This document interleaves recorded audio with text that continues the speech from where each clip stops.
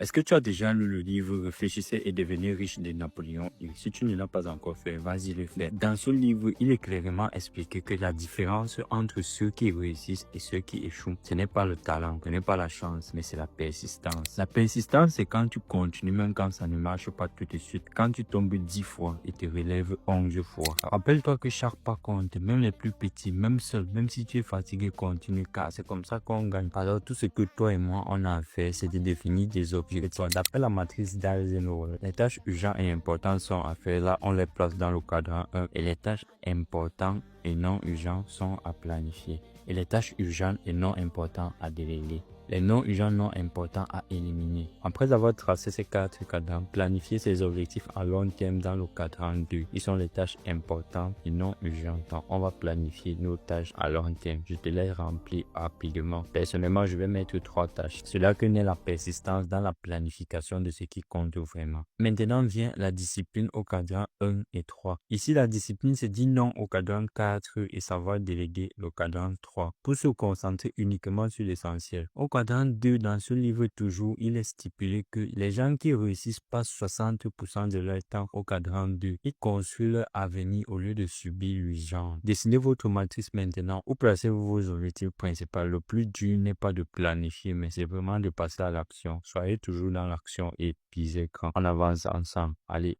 Van.